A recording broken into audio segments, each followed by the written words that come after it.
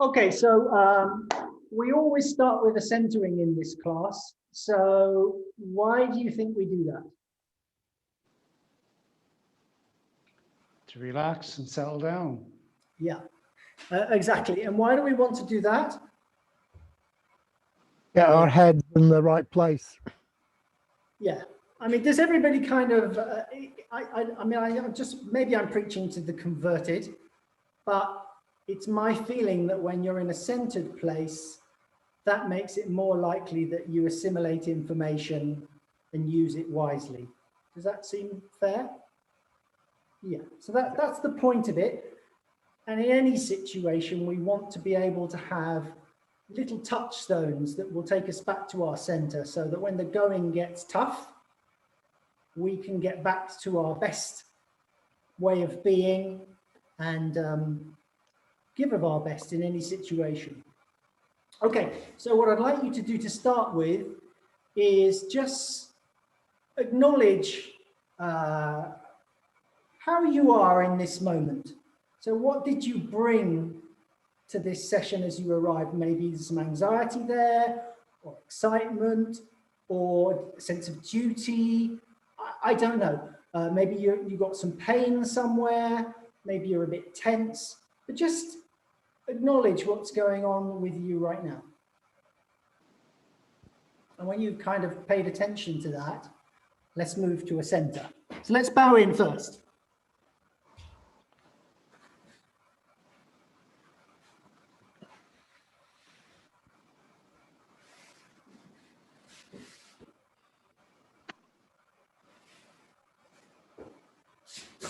So stand or sit, just as you like. Just make sure that you're comfortable.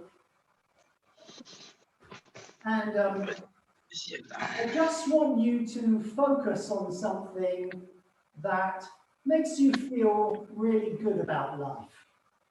Something that made you laugh, something that makes you happy, something that gives you contentment, something that brings you great joy. Just, you can choose it. And I want you just to shut your eyes and to be thinking about this thing that gives you joy.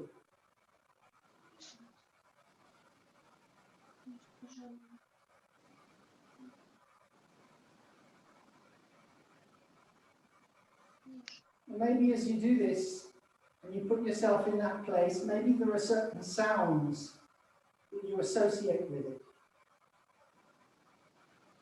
Maybe there are smells,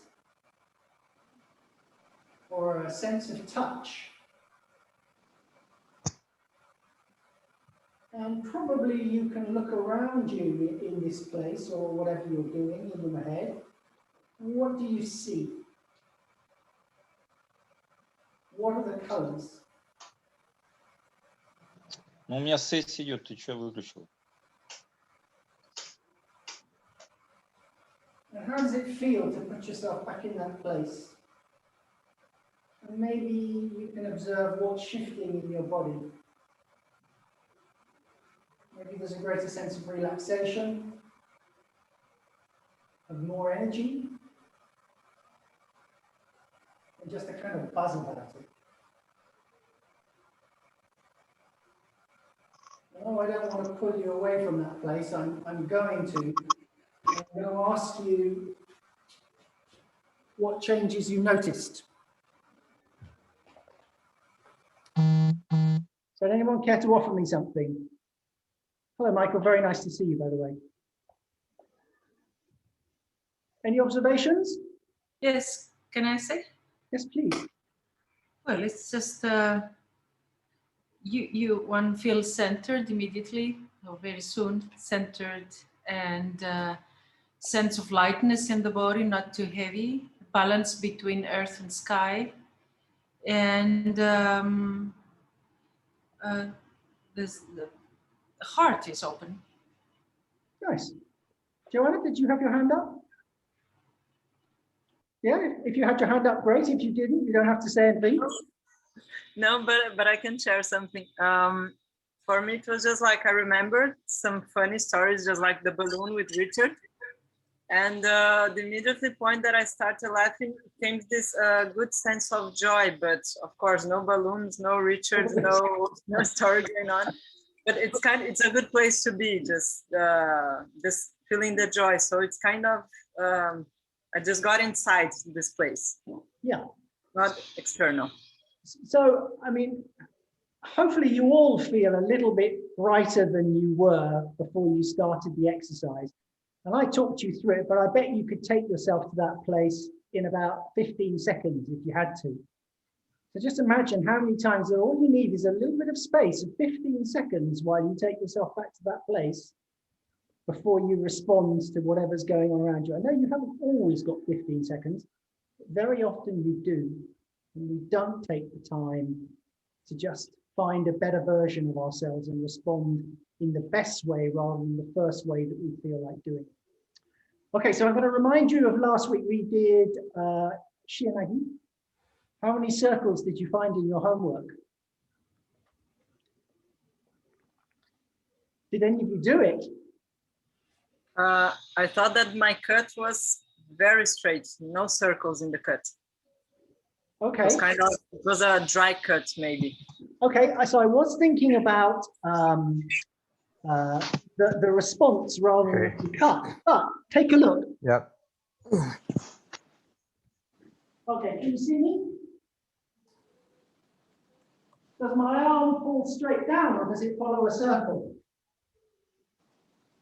It actually follows a circle. Yeah. The energy's down, but when I extend it, it does a quarter of a circle, if you think about it. Yeah, okay, so how many circles in actually applying shihonage in the version that we were looking at? I didn't see it, but I can think of two when I do shihonage, at least in doing the actual throw bit. Okay. There's a horizontal one and a vertical one. Okay, I'll make it life easy for you. So there's a circle here. It's not a full circle, but a circular movement. We go this way. There's one. Here's two with the wrist. Then three, there's an up and down, so there's a circle here. And obviously you're turning your body on the horizontal, so in fact there are four. That's Wait, not change- getting the circles in your hips. Yes, so we've got circles with the hips this way, and then we return on the backward journey. And we've got one with our wrist, and we've got one with our arm. We're taking up our center line and over. For shihonage, I tend to go spiral. Okay, but you have to, in the version we did, Steve, you may be thinking spiral, but nevertheless, it's manifested by four circles in terms of direction that people see. It depends on the attack that comes in and how that comes in also. Oh, of course. Absolutely. You know, so if you're a yoga man, you would deal with that more different than a straight body punch or whatever. It would have a slightly different response, and I'd have to go through it and count the number of circles before I said if it's the same or more or less. Yeah. But in the version we did, from the place we took it, it was 4. And we've got very experienced people here, and perhaps we're just too modest to say how many circles there were, but it wouldn't surprise me if you missed 1 or 2, even though you were doing them. And that's kind of the point of this class, to make you aware of the small things that very often you're doing, but you're just not aware of it. And sometimes that's really good stuff, but you can't pass it on to your students because you don't know you're doing it. And sometimes it's bad stuff. So you don't know you're passing that on either. They're just mimicking you, and you wonder why it doesn't look as good as you want it to be. That's because maybe there's an error there that you haven't picked up on. Okay, so one of the things that very few people talk about in Aikido is use of wrists, i.e. how we use those to create turns and movements. Yeah, but for me, it's absolutely huge. So taking my wrist from here to there, or there to there, the maximum turn actually is really important. So often in our Aikido movement, 95% of what you do has absolutely no impact on your partner. So if I go from here to there, it's not going to affect my partner. It will only affect them when I do this last inch. And then suddenly you take their balance and you've got them on the move. So we obviously can't practice that with another partner there. But could you just, for the moment, I'd like you to practice how far that your wrist can turn. Through the full extent of its movement.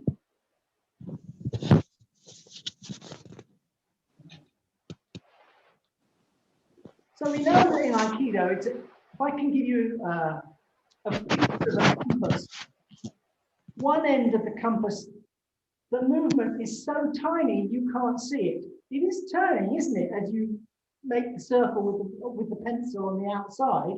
Must be. But the circle is so small you can't see it. But look at the impact you have on the outside when you turn the center. And in Aikido, it's the same. We can do a little thing here, and it's reflected in our partner in a very big way. So just bear that in mind. It's like it telescopes out. And without that full movement, very often you don't get it. So another one where this becomes important to me is on tenchinage. When you come to their side here, they're great at this point. If you open up, it's that bit, the last bit with the hand, which is what, 2% of the movement. You've done all that turning with the body and the stepping in and lifting your arm up. They won't shift until you do that. But sometimes they shift, not because they have to, they're just being kind. They think it's the done thing. And I don't think it is a done thing. I think you only shift if you're being made to shift. Small circle means more power in a sense. Exactly, Steve. And Yeah. the small circle you can't see is even more powerful than a small one you can see. That. Can I ask something on that? Please. Because I seem referring to what you just explained. For example, when you were showing the turning of the hand in the, okay, it's like it's almost never explained in most dojos that the hand does not move by itself while the whole body, the rest of the body is just rigid. When the hand moves, it moves from the center. That means that your hara moves also. Yes. You cannot have a rigid body and just move your hand. Okay, so remember, in the technique we were doing, I've moved my body. Okay, so that's, you're right, I do move my hara, but if you were standing right in front of me, and you had cross wrist, that's the kusadori, this would have a big impact on you. Just this movement would have quite a play. One of the things you want to be looking out for are these lines where you can fold your wrist round, where you fold your elbow, and actually the shoulder joint. So we can do a little experiment here. Take the fleshy bit between your elbow and your shoulder and push it with your finger. Not a lot happens, right? Now get to where your shoulder, your arm meets your shoulder, and notice that you will get some movement there. And this is just physical mechanics, but with some energy in there, you can have a really big impact. You don't really want them to feel it. You want to be putting energy into that place. Equally, take the elbow joint, okay? And what we'll do is we'll press hard into that. So we're going to use physical force. I can resist that quite easily. Now with one finger. Surprising, isn't it? And the lighter you make it, lighter, lighter, the more movement you will get. Okay. Same with wrists. I can keep that very stiff, but I'm being a little bit artificial there, but I can get a little bit of movement from that. And the more subtle you are, the more movement you'll get.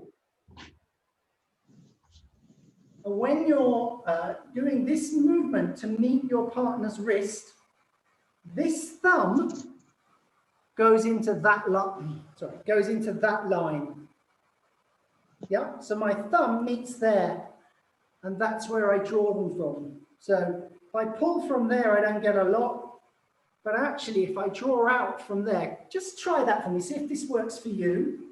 So pull your arm, see if you want to move, then let your hand slide and catch that joint and see what happens.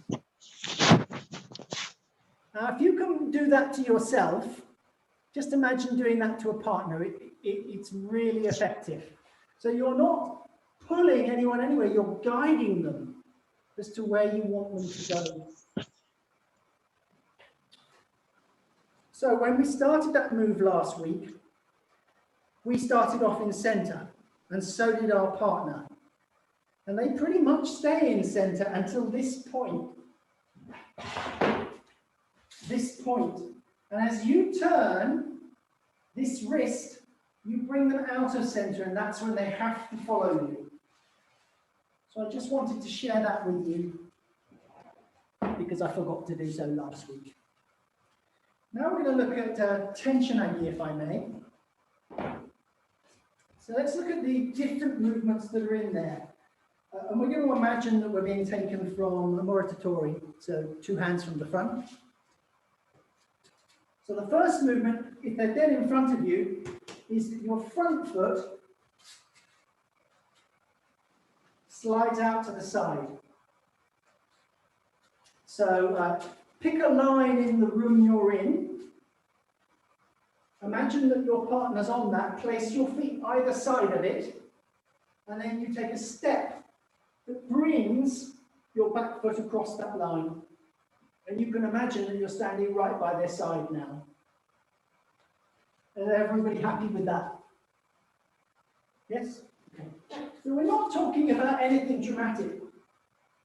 Here's my line. I don't want to be taking such a big step that I almost disappear from the camera. It should be relatively subtle. You maybe can't even tell whether I've gone straight or slightly at an angle. I'm going slightly at an angle. One foot goes, the other foot goes. So we retain this strong posture at the end of that step, feeling nice and grounded. A little bit of bend over the front leg, but my weight fairly evenly distributed between the two. I don't want to be leaning forward and creating this sort of stance. Hopefully when I move, my back remains straight. Okay, so that's one part of the movement.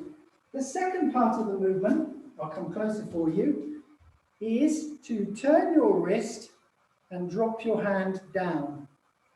Turn it the maximum you can. You'll be amazed at how much torque that creates in your partner. And in my experience, you can actually just throw them with that hand, they'll fall to the ground, or you can use the second hand to throw them on its own. You don't actually need both, but when you put the two together, it can be pretty devastating. But there's a lot of power in this movement. You can see the back of my hand. That's what you should be able to look at. You shouldn't be like that. You shouldn't be just thrusting your hand downwards like that. It would be closer to my body. I'm just putting it up so you can see it in the camera. If I were doing that, it would be here. But what I'm asking you to do is turn it so that you can only see the outside of the little finger. Okay.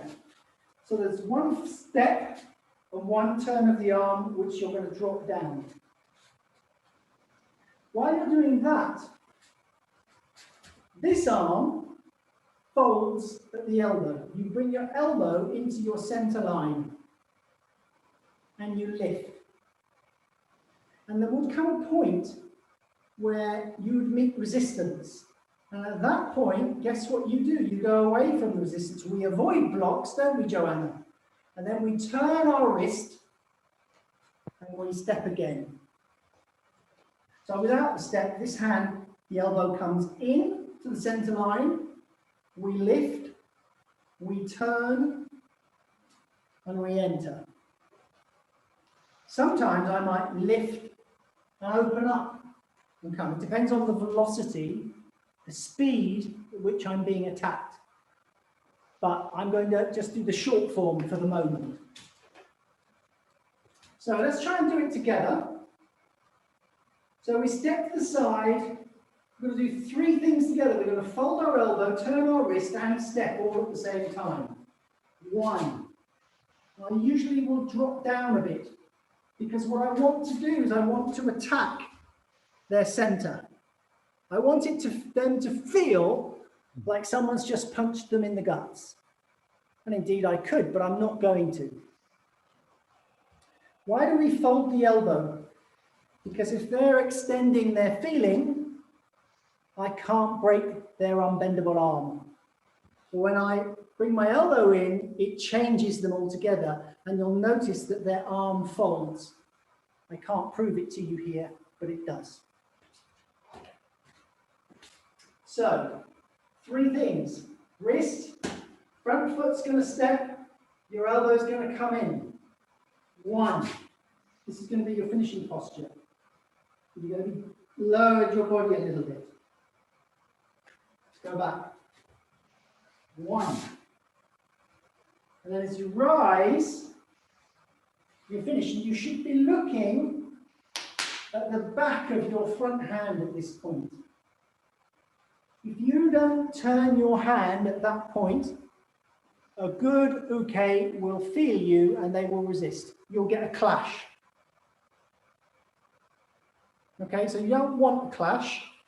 You want to go around it. You want to continue the movement. So, 1, 2. You should finish pretty much like that. So I can see the back of both hands here. If I look to the back, I can see the back of my hand. If I look to the front, I can see the back of my hand. I should have a nice straight back. My weight should be fairly evenly distributed. And if I were throwing them, as I throw them, I'd walk out towards the head. Can anyone tell me why I choose to do that? The body will follow the head. Yes, but there are 2 specific reasons why I walk out towards the head rather than take a step back towards their feet. It makes a reaction. No. No. In case they kick as they fall. You're getting closer. Yes. If I'm at the foot end, there's a possibility they can kick me. Yep.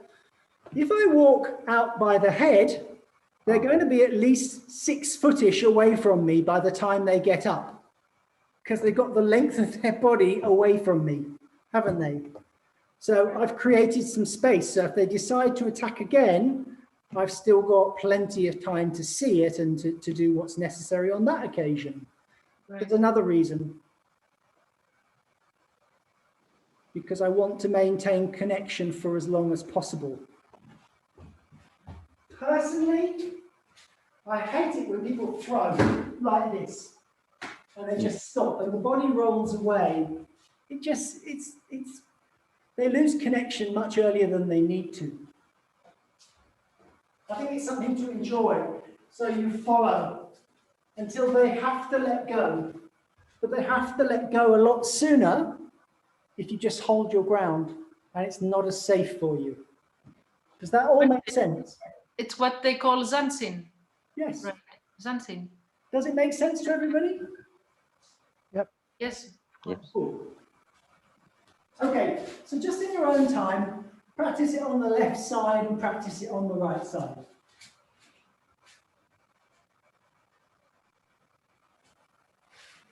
And imagine you've got a partner there and your eyes follow them to the floor.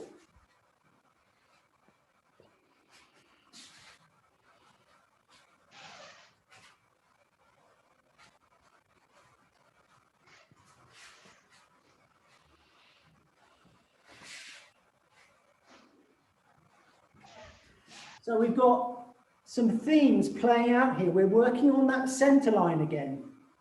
And when we lift our arm up their body, we're working on their center line too. So you don't want to lift it on the side of their body, you want to be lifting it here. So your hand is rising up here. Usually about here, they can hold you down, and this is when you need to turn your wrist or open up. If they come at you with great momentum, you open up. And if they're coming from less distance, you can usually get away with just a wrist turn without having to open up. Quentin, I have a doubt here. I have a question. Ask My away. first hand, when I do this, I feel myself unbalanced here when I spiral outside. Okay. With the first one. So where can you turn it where you don't feel out of balance? So if I'm out there, if I go out there, I know what you mean. I feel out of balance now. Yeah. But here, I'm good. So okay. Actually, the arm is going to travel quite a long way with the step, but I keep it close to my body. Yep. Just think.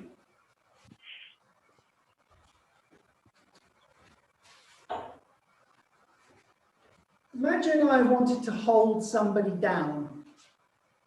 Would I want to hold them down from here? Or would I want to hold them down from here?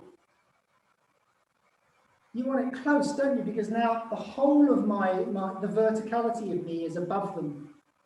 And it's easy to express my power down. I'm totally aligned with the gravitational pull.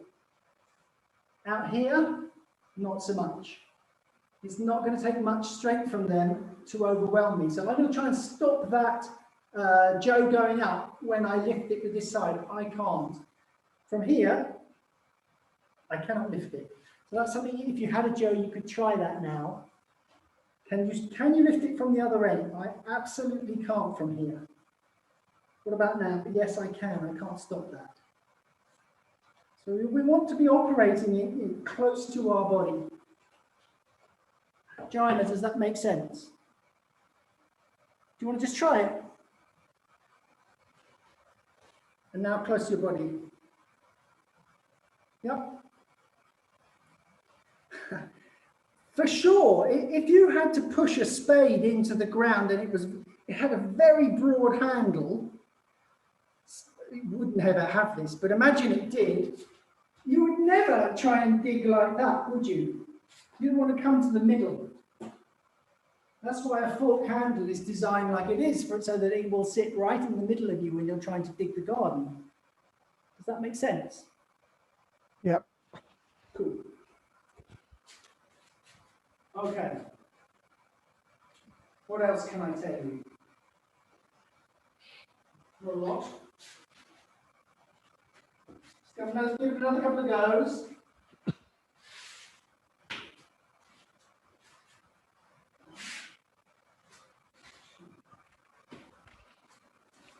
How many circles do we think we got in that movement?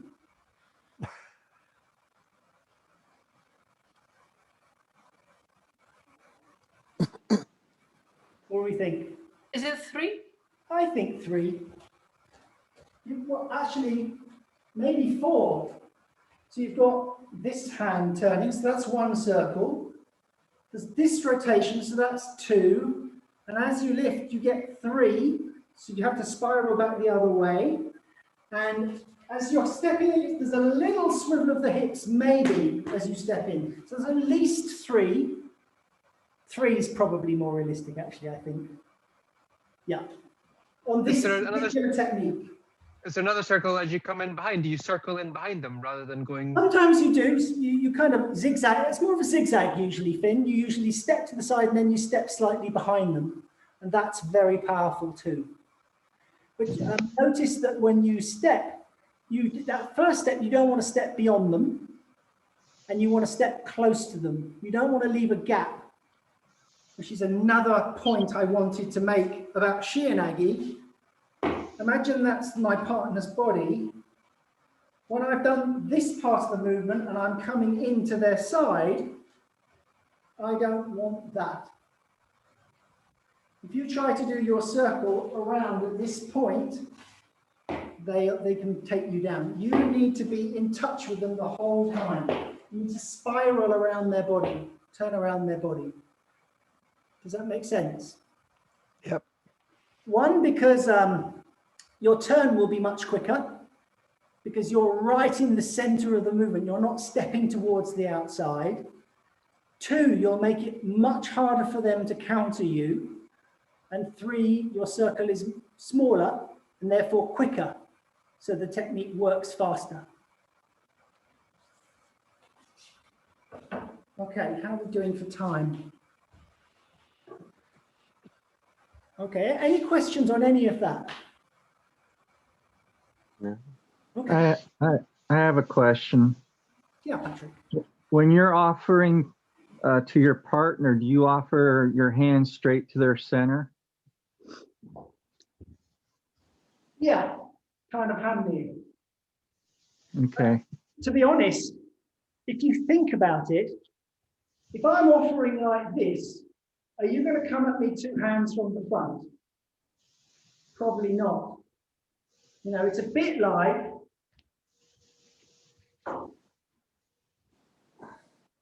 when this sword's pointing straight at you.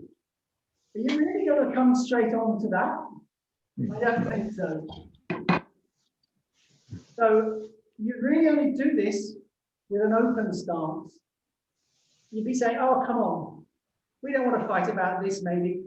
In a way, you're luring them on. You're showing that you're no threat, but you're also dictating the way they're going to attack. If they do decide that they still want to take you out because you appear to be no threat. So you'd be offering, you'd be more here, and then as they come in, you move. And as you're doing this movement, it's not just a physical movement, there has to be something going on energetically too. Don't you think? Yes, of course. Okay, so this hand, this is called tenchinage, isn't it? So the front hand, there's a lot of energy expressed downwards. It's not just the length of your arm, you're extending energy to the floor and beyond. And this hand's your tension hand, you're holding up the heavens like Hercules. So you have to be extending right up to the sky. They can only reach so far. I don't want to be reaching so that it's uncomfortable for me. I must be working within my comfort zone. And maybe you can notice, well, where can you reach without having to stretch? Here I'm stretching. This is comfortable. Yeah.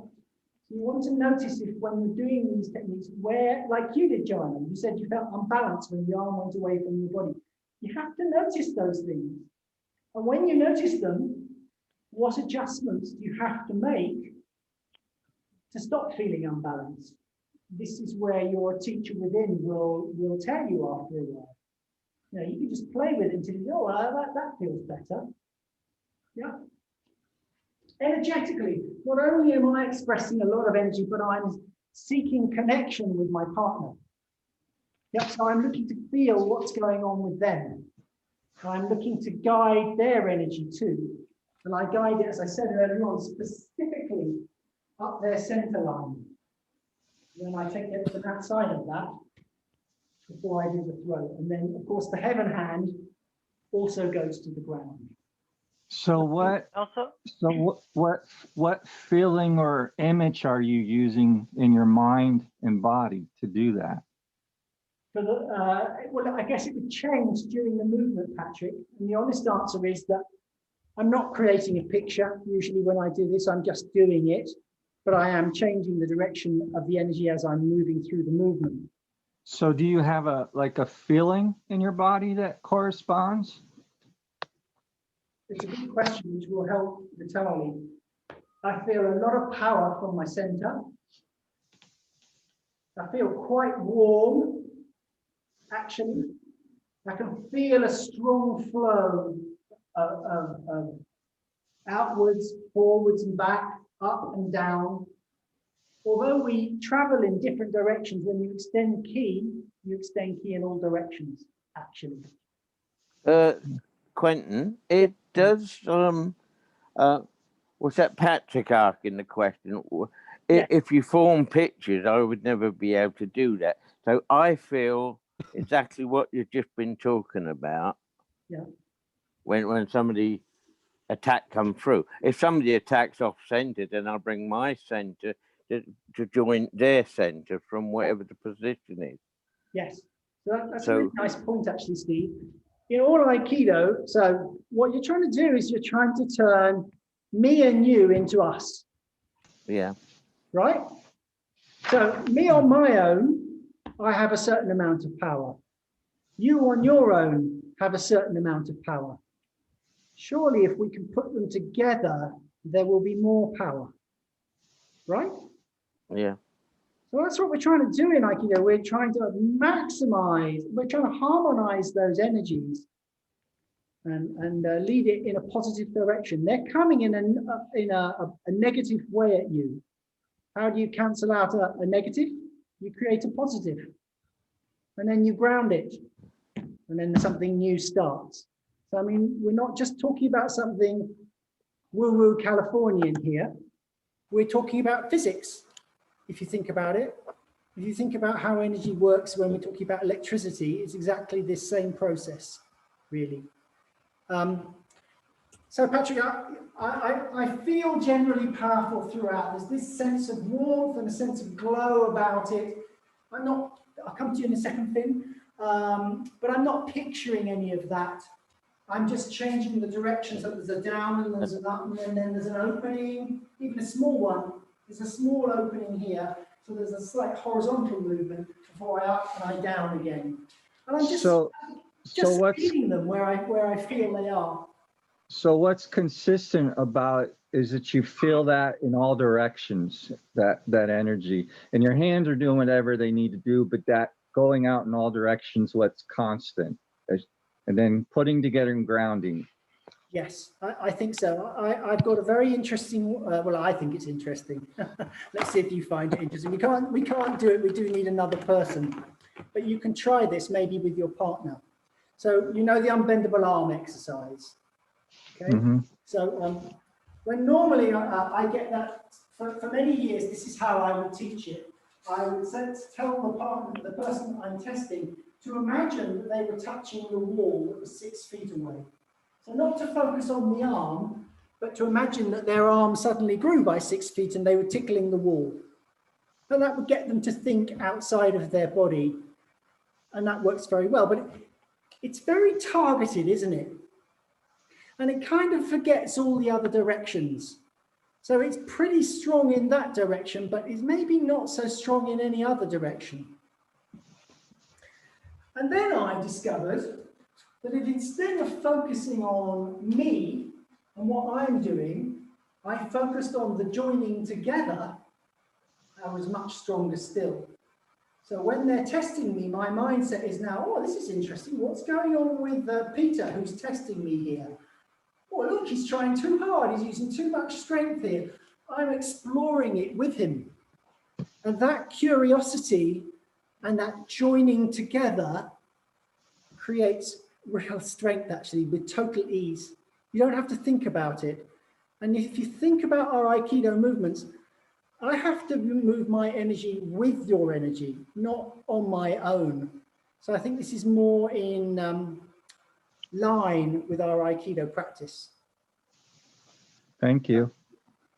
Vitali, you asked me to give you more information about sensations within.